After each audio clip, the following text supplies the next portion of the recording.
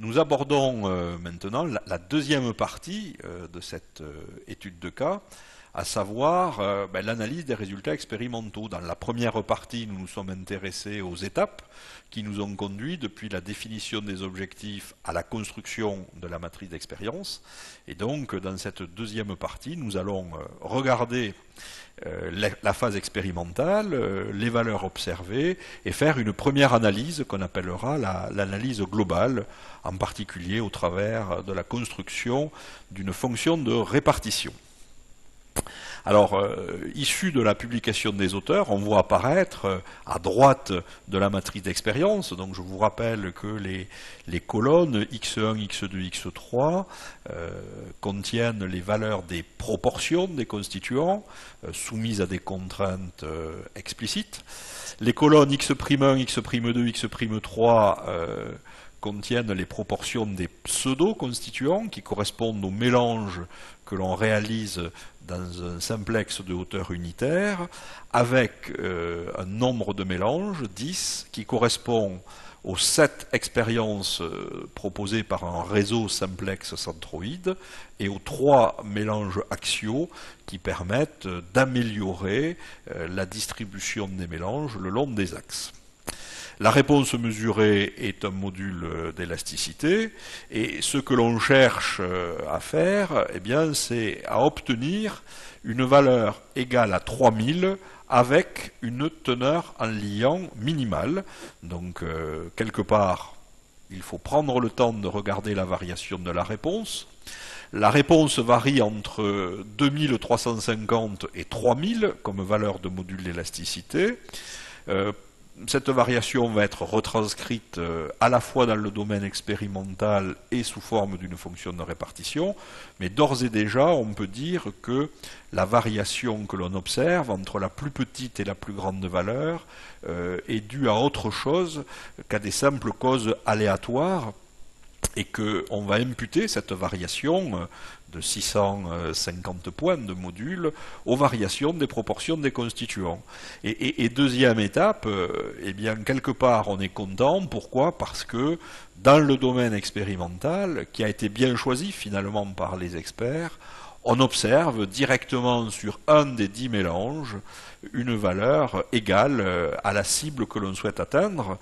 Alors on est au centre du domaine sur cette ligne, donc on doit pouvoir, ou on peut minimiser la teneur en liant, mais réussira-t-on à minimiser cette teneur en liant tout en conservant une valeur de 3000? Et c'est pour ça qu'on va avoir besoin d'un modèle. Chaque fois que vous avez tabulé, ou que vous avez collecté les valeurs de la réponse suite à un plan d'expérience, que ce soit un plan de mélange ou n'importe quel type de plan d'expérience, fabriquez immédiatement la fonction de répartition de la réponse. Fonction de répartition, ça se traduit sous forme de nuage de points. Sur l'axe horizontal, vous avez la variation de la réponse, ici le module élasticité, et sur l'axe vertical, vous avez ce qu'on appelle la fréquence ou la probabilité. Sur une échelle qui varie de 0 à 1, et ceci nous informe qu'il y a 100% des observations qui sont inférieures ou égales à 3000 en tant que module d'élasticité, et il n'y a pas d'information plus petite que 2350 en valeur de module sur ce graphique. Ce graphique permet de matérialiser l'étendue de variation, qui est ici de 650 points. Ce qu'il faut regarder, c'est s'il n'y a pas de variation supérieure à un ordre de grandeur, c'est-à-dire au moins une puissance de 10 entre la plus petite et la plus grande valeur. Pourquoi? Parce que si tel était le cas, il faudrait probablement envisager une transformation de la réponse, comme cela a été vu dans d'autres études de cas. On peut s'intéresser aussi à la distribution plus ou moins régulière ou ponctuée par des espaces vides, comme on peut le voir ici, de la réponse, et essayer d'interpréter ça avant de se livrer à une analyse mathématique. Alors quand on n'a que 3 constituants, eh bien vous pouvez également, dans l'espace des pseudo-constituants, comme ça vous aurez plus de place pour les représenter, positionner sur les essais proposés dans le plan d'expérience la valeur de la réponse ou des réponses.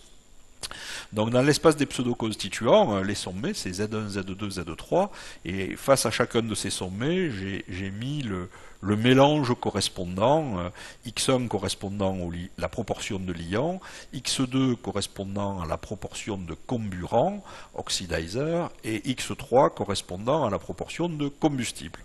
Alors, je suis venu reporter sur cette arête les trois valeurs qui étaient les valeurs les plus faibles du module d'élasticité, 2350, 2400, 2450, c'est les valeurs qu'on voit détachées de la fonction de répartition.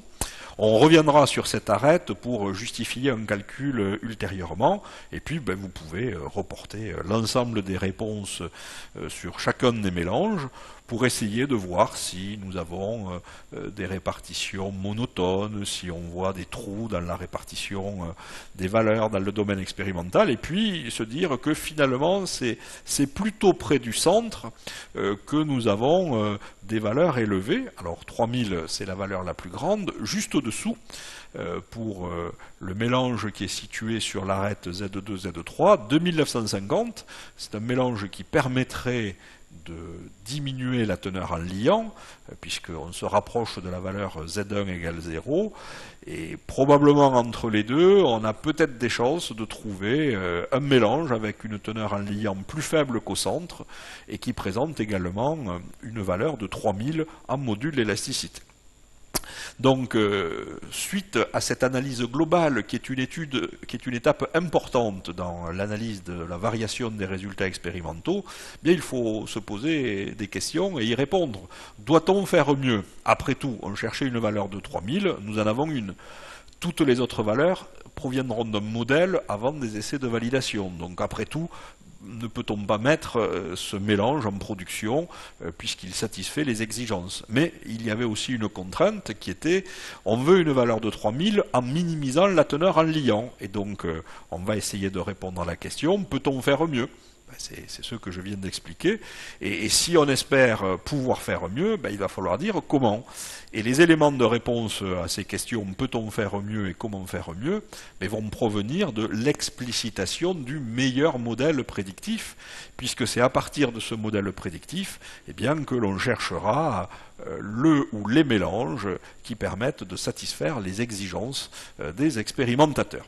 Donc cette phase d'analyse globale étant finie, nous allons nous retrouver tout de suite dans une séquence consacrée à l'analyse mathématique. Donc rendez-vous immédiatement pour expliciter les coefficients du modèle et les résidus. À tout de suite.